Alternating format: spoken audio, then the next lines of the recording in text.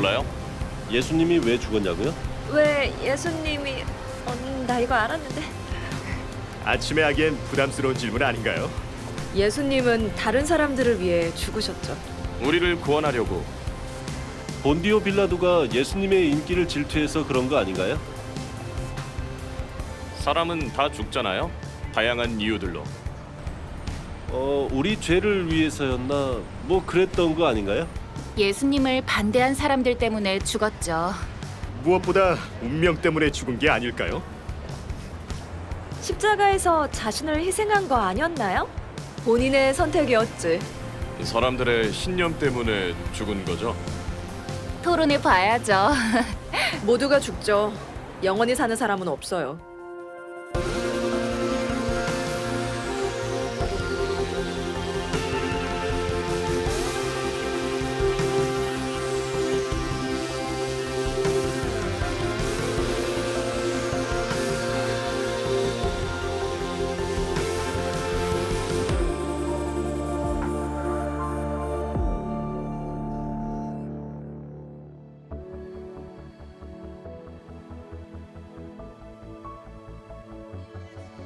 십자가는 기독교 신앙의 상징, 즉 로고와도 같습니다.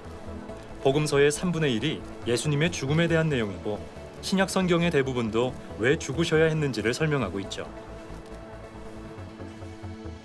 예수님이 왜 죽으셨는지와 그 죽음이 바로 나를 위한 것이었음을 깨달았을 때 제 모든 것이 달라졌습니다. 예수님이 왜 죽으셨냐고요? 여러분을 사랑하시기 때문입니다. 신약 성경에서 바울은 하나님의 아들이 나를 사랑하사 나를 위해 그 생명을 주셨다고 말합니다. 당신은 사랑받는 사람입니다. 이것이 바로 신약의 핵심 메시지이자 온 세상의 중심이 되는 메시지입니다. 이 세상에 오직 당신 한 사람만 있다 해도 예수님은 당신을 위해 죽으셨을 겁니다. 이것은 지극히 개인적인 사랑입니다. 당신을 그만큼이나 사랑하시는 거죠. 당신을 향한 예수님의 사랑은 무조건적이며 전심을 다한 끊임없는 사랑입니다. 상상할 수 없을 만큼 위대한 사랑인 거죠. 당신을 향한 하나님의 놀라운 사랑, 이것이 십자가의 이유입니다. 이 사실을 깨닫자 제 삶이 완전히 달라졌습니다. 하지만 왜 꼭 그래야만 했을까요? 뭐 때문에요? 우리는 하나님의 모습을 따라 창조됐습니다. 하나님은 당신을 사랑하세요. 당신을 창조하셨죠.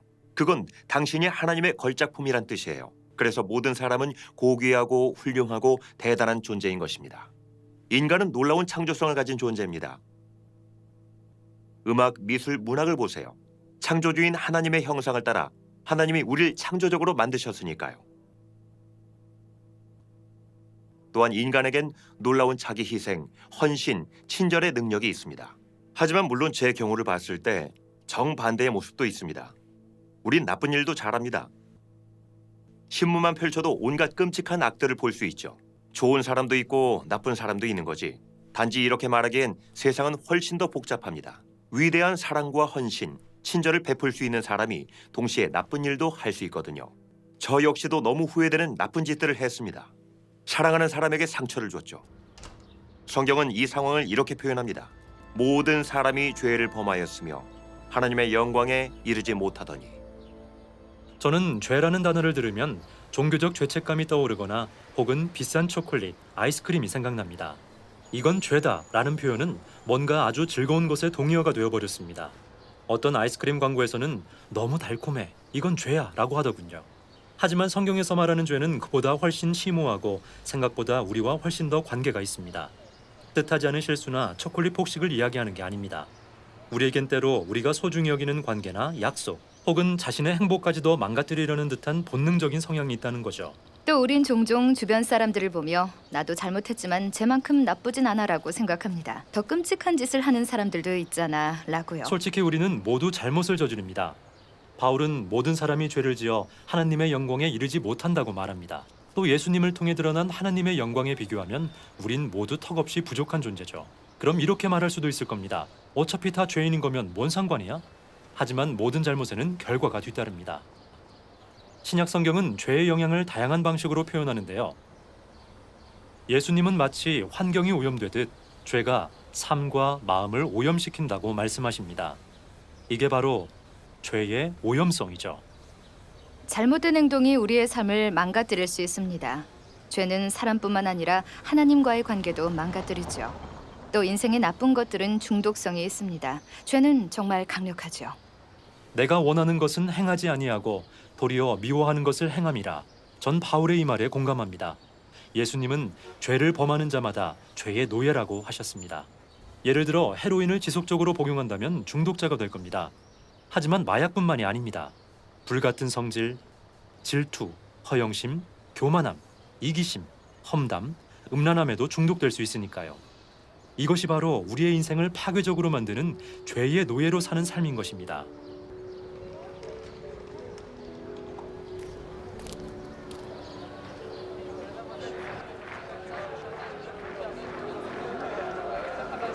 인간의 본성엔 분명 정의를 향한 갈망이 있습니다. 사랑과 정의는 반대되는 게 아니에요.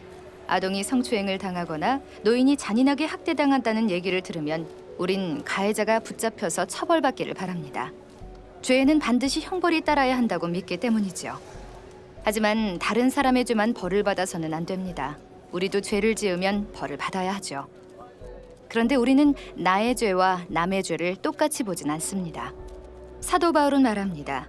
그러므로 남을 판단하는 사람아, 누구를 막론하고 내가 핑계하지 못할 것은 남을 판단하는 것으로 내가 너를 정죄함이니 판단하는 내가 같은 일을 행함이니라. 우리의 잘못된 행동은 벽을 만듭니다. 가족, 친구처럼 사랑하는 사람과 사이가 틀어지게 되면 그 사이에 무언가 놓인 듯 눈을 맞추기가 힘들어집니다. 똑같이 우리의 잘못과 죄는 하나님과 우리 사이를 갈라놓습니다. 관계가 무너지는 거죠. 하나님과의 관계뿐만이 아니라 우리의 모든 관계에 벽이 생깁니다. 그것이 문제입니다. 나쁜 소식이죠. 그렇다면 해결책은 무엇일까요? 좋은 소식은 하나님이 여러분을 사랑하셔서 그 문제를 해결하기 위해 사람의 모습으로 이 땅에 오셨다는 겁니다. 여러분과 나를 위해 죽으시기 위해서죠. 베드로는 이렇게 표현했습니다. 친히 예수님이 그 몸으로 우리 죄를 담당하셨으니 그가 채찍에 맞음으로 너희는 나음을 얻었나니. 이를 하나님의 대속이라고 표현합니다. 무슨 뜻일까요? 1941년 7월 31일 아우슈비츠 수용소 14번 감옥에 한 죄수의 탈옥을 알리는 사이렌이 울려 퍼졌습니다. 게슈타포는 보복 차원에서 지하 벙커에서 굶겨 죽일 죄수 10명을 임의로 뽑았습니다. 9번째로 뽑힌 사람은 프란시스 가요브니체크였습니다. 자신이 뽑히자 그는 울부짖었습니다. 불쌍한 아내와 우리 아이들을 이제 다신 볼 수 없겠구나. 바로 그때 자그마한 체구의 안경을 쓴 남자가 앞으로 나와 말했습니다. 저는 가톨릭 사제라 아내와 아이가 없습니다. 제가 저 사람 대신 죽고 싶습니다. 그 제안이 받아들여졌습니다. 47세의 막시밀리안 콜베는 그날 다른 9명과 함께 벙커에 갇혔습니다. 더 놀랍게도 이 사람은 벙커 안에서도 다른 이들과 함께 기도하고 찬양했습니다. 벙커의 분위기가 마치 교회 같았죠. 결국 나치는 다른 사람들을 가둘 공간을 마련하기 위해 1941년 8월 14일 그에게 독극물을 주사합니다. 41년 후인 1982년 10월 10일 막시밀리안 콜베의 죽음이 재조명되었습니다. 로마 성베드로 광장에 15만 명의 인파와 26명의 추기경, 300명의 주교와 대주교가 모였습니다. 그 자리에 프란시스 가요브니체크도 있었죠. 교황은 막시밀리안 콜베의 죽음을 이렇게 표현했습니다. 이것은 우리 주 예수 그리스도가 이루신 것과 같은 승리입니다. 막시밀리안 콜베는 다른 사람을 위해 대신 죽었기 때문입니다. 그 다른 사람은 프란시스 가요브니체크였죠. 인디펜던트지에 실린 가요브니체크의 부고를 읽은 적이 있습니다. 그는 93세에 죽기까지 막시밀리안 콜베가 자신을 위해 한 일을 전 세계에 전하는 일에 여생을 바쳤습니다. 자신을 대신해 죽었기 때문이죠. 그런데 그보다 더 놀라운 방식으로 예수님이 여러분과 저를 위해 죽으셨습니다. 십자가형은 고통과 수치심이 절정에 이르는 죽음입니다. 그러나 흥미롭게도 신약 성경은 십자가형의 육체적 고통과 괴로움에 집중하지 않습니다. 역사적으로 그보다 더 끔찍한 죽음을 맞이한 사람들도 있고 실제로 지금까지도 십자가에 못 박히는 사람들이 있으니까요.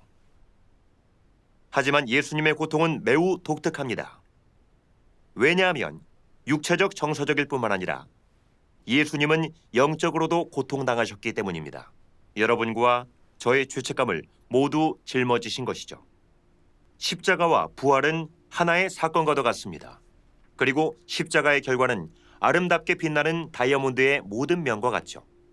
그중 한 면은 하나님이 여러분을 얼마나 사랑하시는지를 보여주고요. 죄책감은 자신의 나쁜 행동에 마음이 불편한 거고, 수치심은 자신의 존재를 부끄럽게 느끼는 거죠. 예수님은 십자가에서 여러분의 죄책감, 여러분의 수치, 나의 죄책감, 나의 수치를 모두 지셨습니다. 그러니 더 이상 죄책감과 수치심을 느낄 필요가 없습니다. 여러분은 사랑받는 사람이니까요. 여러분의 가치는 하나님께 달려 있습니다. 그런데 예수님이 여러분을 위해 죽으셨으니 여러분은 하나님께 무한히 귀중한 존재인 거죠. 그만큼 여러분을 사랑하시는 거고요.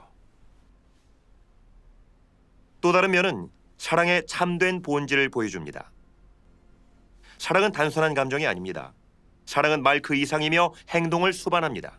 예수님이 직접 보여주셨죠. 우리를 위해 자신의 생명을 내려놓고 희생함으로써 그 사랑을 나타내신 겁니다.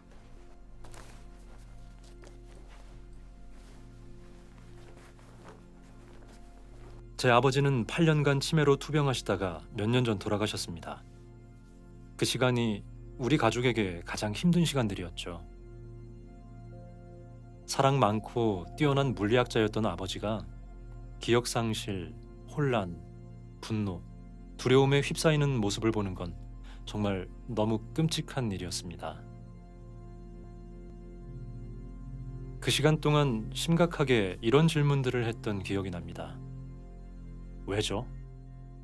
왜 우리 아버지죠? 왜 우리고 왜 지금이죠? 이 일에 대체 무슨 목적이 있는 거죠?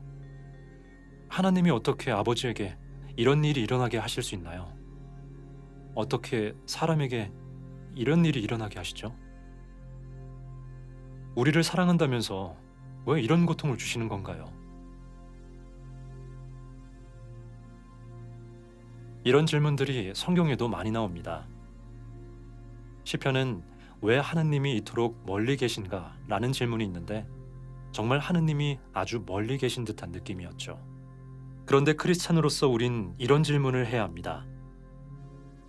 하나님을 믿는다는 건 아무런 의심 없이 아무 질문도 해서는 안 된다는 것이 아닙니다.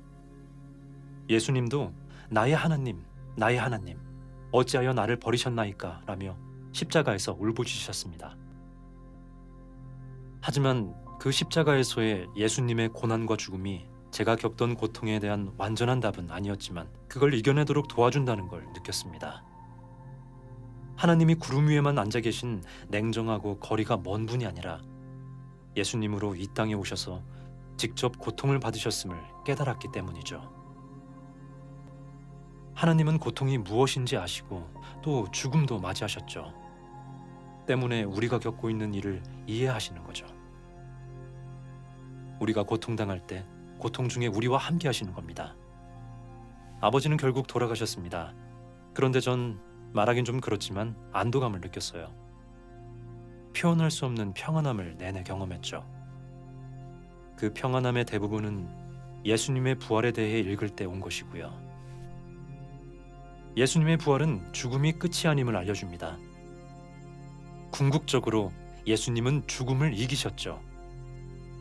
지금은 비록 우리가 고난을 당할지라도 언젠가는 이 고난과 고통이 사라지는 것입니다.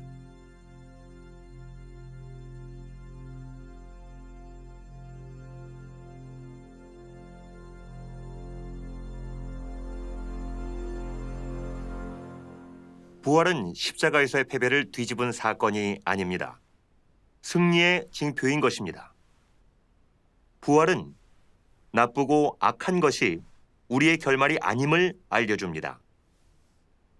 지금은 힘든 시간을 보내고 있고 뭔가와 싸우고 있을 수도 있겠지만 악은 끝내 승리하지 못합니다. 악은 십자가에서 패배했기 때문입니다. 결말은 해피엔딩입니다. 그런 다음에야 우리는 십자가가 죄로 인한 모든 문제를 해결했음을 알게 됩니다. 십자가를 통해 하나님과 우리 사이의 벽이 무너졌고 이제 본향인 하나님께로 돌아갈 수 있게 됐죠. 바울은 그리스도 안에 계신 하나님이 세상을 자신과 화목하게 하셨다고 표현합니다. 그리스도 안에 계신 하나님, 하나님이 무고한 제3자인 예수님을 벌하신 게 아닙니다. 하나님 자신이 그 아들의 모습으로 이 땅에 오셨습니다. 그 하나님이 그리스도 안에서 여러분과 저를 자신과 화목하게 하신 겁니다. 예수님이 들려주신 이야기 속 탕자와 같이 말입니다. 한 아들이 아버지와 집을 떠나 방황하다 다시 집으로 돌아옵니다. 찰리 맥케시가 탕자의 모습을 조각으로 표현한 작품을 제가 참 좋아하는데요. 예수님께서 묘사한 사랑의 아버지의 모습이 잘 나타나 있습니다. 아들이 집으로 돌아올 때, 바로 여러분과 제가 집으로 돌아갈 때 우리를 안으시고 입 맞추시고 사랑하시고 꼭 끌어안으시는 아버지의 모습이죠. 우리가 하나님과 화목하게 되면 이 친밀하고 가까운 아버지와의 관계를 누리게 됩니다. 그리고 우리가 하나님과 화목하게 되면 우리의 다른 관계에서도 화목하게 될 수 있습니다. 예수님은 이미 값을 지불하셨습니다. 여러분은 그저 선물을 받기만 하면 되는 거죠. 1+1도 아니고 아예 공짜로 다 드립니다예요. 너무 좋아서 진짜인지 믿기 어려울 정도로요. 하지만 매번 용서해 주신다고 맘대로 살아도 된다는 게 아닙니다. 오히려 정반대죠. 죄를 지어도 될 이유가 아닌 죄를 짓지 말아야 할 동기가 되는 겁니다. 어쩌다 범죄를 저질렀냐는 질문을 가끔 받는데요. 그럼 전 의도적인 건 아니었다고 말하죠. 무장강도가 되는 법을 알려주는 수업 같은 건 없으니까요. 범죄는 그냥 우리 주변에 항상 있는 것들이에요. 담배, 술, 대마초 다 그런 게 시작이죠. 처음엔 그냥 고급차의 장식을 훔쳐서 바꾸는 거였는데 그러다 아예 차 전체를 훔치는 걸로 발전한 거죠. 그러다 힘 좀 쓴다는 사람들과 얽히게 됐어요. 어느 날 어떤 남자 집을 찾아갔는데 그 사람들한테 몇십만 원 정도 빚진 사람들이었죠. 그 정도 돈은 아무것도 아니었지만 문제는 그 남자가 돈을 안 갚겠다고 떠들고 다닌 거예요. 그래서 본때를 보여주기로 한 거죠. 그날 그 남자는 아들과 정원에 있었는데 억지로 차에 태워서 채석장으로 끌고 갔어요. 도착해서는 이 친구들이 차 트렁크에서 잔디 깎는 기계를 꺼내서 제게 주며 말했죠. 발 좀 깎아줘라. 그래서 그의 발을 찢어놨어요. 그게 시작이었죠. 그렇게 계속된 거예요. 결국 리드 크라운 법원 3번 법정에서 7년 6개월형을 받았는데 오히려 이왕에 나쁜 놈 된 거 제대로 나쁜 놈 돼보자 싶더라고요. 그래서 감옥을 거치다가 결국 경비가 가장 삼엄한 A급 교도소까지 가게 됐죠. 그런데 거기서 어떤 수감자 꼬매기가 와서는 알파 코스를 해보겠냐고 묻는 거예요. 뭔 말인지 몰라서 한 대 맞기 전에 꺼지라고 했죠. 그러곤 잊었는데 그 녀석이 다음날 종이 같은 걸 들고 또 얼쩡거리는 거예요. 그래서 진짜 한 대 때려주려고 기다리는데 녀석이 눈치챘는지 얼른 말하고 도망치는 거예요. 수요일 오후에 모임인데 커피랑 과자도 공짜예요. 그래서 좋아. 너 수요일에 보자 하고는 정말 그 수요일부터 제대로 괴롭혀주기 시작했어요. 근데 절 멈추게 한 건 그들의 말이 아니었어요. 왜냐면 전 아예 귀를 닫고 있었거든요. 그건 사람들의 행동이었어요. 그들은 항상 사랑과 긍휼로 저를 대했거든요. 그래서 전 제 방에 앉아 난생 처음 진심으로 기도했어요. 제대로 하는지도 모르면서요. 하나님, 분노와 폭력, 증오를 없애주세요. 지금까지 싸워봤지만 매번 졌던 이 중독도 없애주세요. 그렇게 해주시면 평생 당신을 위해 살겠습니다. 다음날 아침 눈을 뜨자마자 평소처럼 담배를 잡았는데 만질 수가 없더라고요. 담배의 모양, 냄새, 그 모든 게 구역질이 났어요. 그리고 제가 뭘 해야 할지를 알게 됐어요. 숨겨뒀던 마리화나를 창밖으로 바로 던져버렸어요. 그리고 나니까 기분이 나아지고 좀 진정이 되더라고요. 하지만 여전히 놀란 상태였죠. 그래서 스스로에게 데럴, 진정하고 씻고 면도를 하자 하고는 세수를 하고 거울을 봤는데 그냥 얼어붙어 버렸죠. 제 자신을 못 알아봤거든요. 저 사람이 웃고 있잖아. 게다가 얼굴에서 빛이 나네. 단지 얼굴만 달라진 게 아니라 느낌도 달랐어요. 모든 게 사라졌거든요. 누가 제 머리 뚜껑을 열고 얼음물을 부은 것 같았어요. 모든 게 깨끗이 씻겨 나간 것처럼요. 그래서 교도소 목사님께 모든 걸 말씀드렸어요. 그랬더니 목사님이 말하셨죠. 어젯밤에 잠든 사람과 오늘 여기 서 있는 사람은 다른 사람입니다. 당신은 새로운 피조물이에요. 정말이었어요. 전 싸움도 마약도 이젠 다 끝이라고 말했죠. 나한테 빚진 게 있어도 다 잊을 거고 내 걸 가지고 싶으면 그냥 가지라고. 난 이제 필요 없다고. 다 끝낸 거죠. 예수님이 나를 구원하셨으니까요. 전임 사역자가 돼야겠다고 생각하면서 석방날을 맞이했죠. 치안 판사인 마크 핀치 목사님이 리버풀 근처 룬콘으로 오지 않겠냐고 물으셨어요. 이제 막 교회를 개척했는데 젊은 조폭들과 마약 문제가 있다며 와보지 않겠냐고요. 석방 당일 판사님이 교도소 문 앞에서 저를 태워서 다른 집이 아닌 판사님 댁으로 데려갔어요. 판사님의 장녀였던 레베카가 지금은 제 아내이고 제 아이들의 어머니가 됐죠. 제 삶이 이 이상 어떻게 더 달라질 수 있었을까요? 죄의 권세가 십자가를 통해 깨어졌습니다. 예수님은 말씀하셨죠. 아들이 너희를 자유롭게 하면 너희가 참으로 자유로우리라. 우리의 중독도 깨어집니다. 크리스찬이 되기 전 저는 화를 못 참았어요. 아버지의 불같은 성미를 그대로 물려받았죠. 그래서 이 끔찍한 성질머리가 평생 갈 거라 생각했습니다. 하지만 예수님이 저를 자유롭게 하셨습니다. 삶의 다른 영역들은 좀 더 시간이 걸리기도 했고 여전히 씨름하고 있는 문제들도 있습니다. 신학적 용어를 두 가지만 사용하자면 칭의는 즉각적으로 일어납니다. 십자가를 통해 하나님과의 관계가 즉시 바로잡히는 거죠. 하지만 성화는 예수님을 닮아가는 과정입니다. 더 긴 과정이죠. 요한은 말합니다. 예수의 피가 우리를 모든 죄에서 깨끗하게 하실 것이요. 우리는 계속적인 용서를 받습니다. 때문에 우리도 계속 용서해야 하는 것이죠. 하나님의 용서를 경험하고 제 모든 것이 달라졌습니다. 크리스찬이 되기 전에는 누군가 절 화나게 하면 원한을 품었습니다. 하지만 원한을 품는 건 상대방에게 내 머릿속을 공짜로 전세주는 것과 다름없죠. 전에는 상대방에게 갚아줄 생각을 하면서 결코 용서하지 않으려 했습니다. 하지만 이젠 용서하지 않는 것이 상대방보다 제게 더 큰 해가 된다는 걸 깨달았죠. 용서하지 않는 것은 상대방이 죽기를 기대하며 내가 독을 마시는 것과 같다라는 말처럼요. 하나님의 용서를 경험하게 되면 하나님이 여러분을 용서하시기 때문에 여러분 자신도 스스로를 용서해야만 합니다. 저는 그게 가장 힘들었어요. 하지만 C.S. 루이스가 지적한 것처럼 자신을 용서하지 않는 것은 재판에서 하나님보다 상석에 앉는 것이 됩니다. 하나님이 용서하신다면 여러분도 자신을 용서해야 합니다. 그리고 다른 이들을 용서해야 하죠. 우리가 더 많이 용서받았으니까요. 용서는 내가 하는 거지만 선택사항은 아닙니다. 그리고 쉽지도 않습니다. C.S. 루이스는 말했습니다. 모두가 용서를 아름다운 일이라 생각하지만 막상 용서할 일이 생기게 되면 매우 힘들어한다. 하지만 가장 먼저 사과하는 사람이 가장 용감한 사람이고 가장 먼저 용서하는 사람이 가장 강한 사람이며 가장 먼저 잊는 사람이 가장 행복한 사람입니다. 저는 코리 텐 봄을 참 존경합니다. 그녀는 네덜란드 크리스찬인데 유대인들을 숨겨주다 잡혀 언니의 아버지와 함께 라벤스부르크 집단 수용소에 갇히게 됩니다. 아버지와 언니 배 씨는 그곳에서 죽었죠. 그녀는 놀라운 사람입니다. 종전 후에는 사람들에게 용서의 메시지를 전하며 다녔죠. 하루는 독일의 한 교회에서 강연을 하게 됐습니다. 강연이 끝날 무렵 한 남자가 코리 여사를 향해 다가왔는데 그는 라벤스부르크 수용소에서 가장 잔인했던 간수였습니다. 그 당시 그의 모습이 정확히 기억날 정도로요.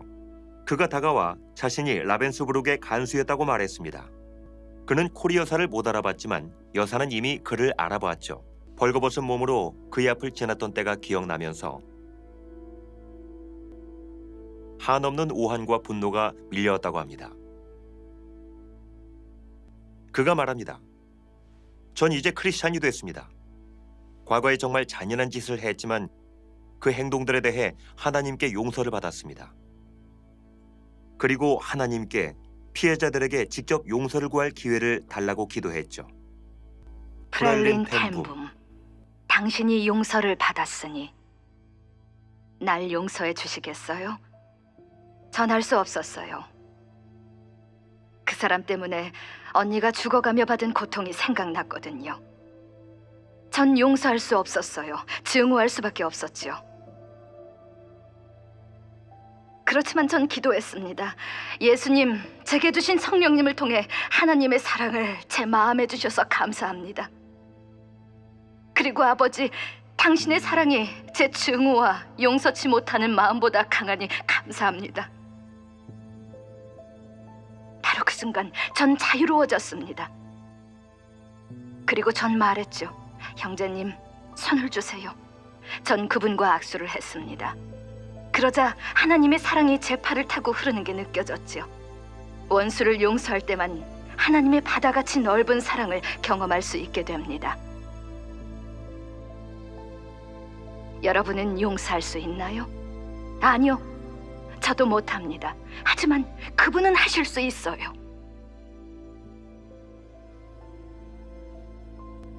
이 완전하고 무한한 용서가 부부관계와 가정생활 그리고 모든 관계들을 변화시킨다고 확실히 말씀드릴 수 있습니다. 하나님은 여러분을 사랑하십니다. 여러분은 사랑받고 있습니다. 하나님의 아들 예수님이 여러분을 위해 자신을 내어주셨습니다. 이 사실을 깨닫자 제 삶은 완전히 달라졌습니다. 그리고 여러분의 삶도 완전히 변화될 수 있습니다.